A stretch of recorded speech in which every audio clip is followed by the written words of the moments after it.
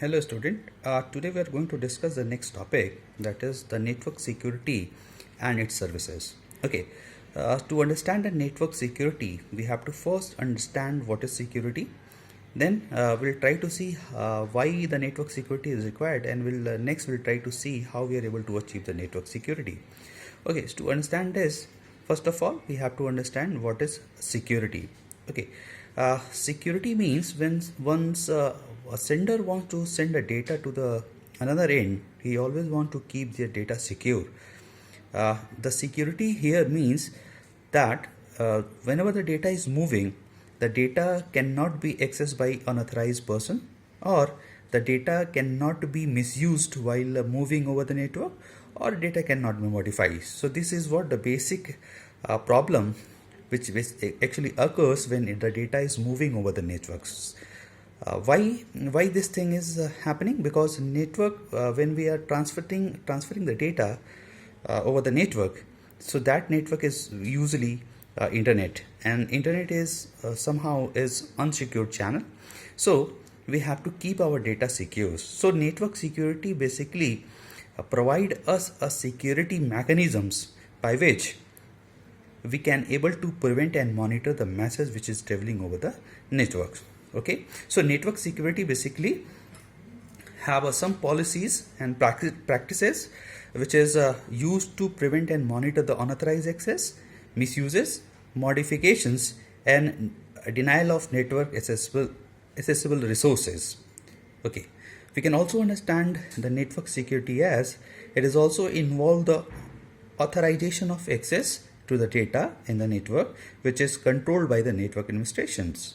So this is what the network security, which is basically achieved by the some policies and rules. Okay, next we have to understand why we need network security. So this is very clear that every person who wants to send their data, they always want to keep their data secure, because sometime person are sending their secrets over the network, so they always want to keep their data secure. For example, if a person who's just doing a small transaction or a transaction from the bank, they always keep their all ID and password secure. For securing these things, they need some security mechanisms. Okay, so network security is highly required in that case. Next, what we have to understand that how we can able to achieve the network security. Okay, so we can able to achieve the network security with the help of some cryptographic algorithms. So we have already seen about the cryptographic algorithm or cryptography, which is actually used for the data security. Like suppose a sender wants to send the data from one end to another end. First, the message is actually encrypted, and that encrypted message is sent over the network, and before reaching to the receiver end, it is decrypted, and finally the original message is received by the receiver. This is what a simple mechanism of cryptography, where the data is actually sent and encrypted first, and once it is encrypted, it is moved over the network, and once the receiver received, before it will decrypt the message and finally get the original message. So cryptography is a mechanism by which we can able to achieve the security, because whatever the data which is moving over the network is encrypted. Since any person who wants to access the data will be since encrypted, so he cannot get the actual data, they cannot able to misuse it, and they cannot able to modify as well. So this is what the basic scenarios of network security. Okay,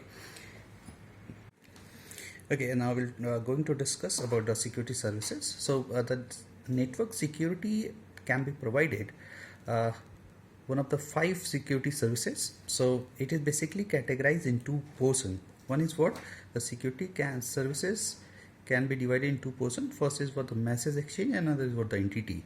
So the message exchange have different categories of services, such as message confidentiality, message integrity, message authentication, and message non-repudiation. So this is what content which is related to the message exchange. Now the next category is what the entity in which we have to just maintain the entity authentications. So we'll discuss each and every concept one by one. If we'll talk about the message confidentiality, it is very related to the privacy. Like whenever a sender transmits a data from one end to another end, that he has to maintain the privacy of data. What it means that whenever the data is transmitted, no unauthorized person can able to access that data. So message confidentiality is related to the privacy. Now we'll talk about the message integrity. That is very simple. Suppose a person sending a data and there is an attacker who is accessing that data and try to modify it. So what it means that the integrity of data is actually lost. So the message integrity means that we have to actually secure our data with the unauthorized modifications. Now we'll talk about message authentication. Message authentication means whenever a sender is transmitting a data to the receiver end and receiver receive that data, he has to very careful, or he has to be has to be very clear that the messages are already sent by the sender, the right sender. No other duplicate sender has sent that data. So we have to also understand that the message is already authenticated. Now we'll talk about the message non-repudiation. Message non-repudiation means whenever a sender transmits data and after some time he cannot deny that that message is not sent by him. So we have to also maintain the message non-repudiation, and that is achieved by several techniques which are we'll discuss in the coming part of the lecture, that how we are able to achieve the message non-repudiation. Now if we'll talk about the entity authentication, the next category, so we can easily understand that whenever a person who's trying to access some services of a website or any source, so he has to first put their authentication with the help of some user ID and password. Once it is recognized, then only they can able to access the overall services of that particular system. So this is what a simple thing that is very related to the security services. And if a person wants to send their data with the security, then they have to achieve all these services. Means these services are related to the network security. Means whatever the data which is going to be transmitted, that can be secure only when we are able to achieve these security services. That's all. Thank you.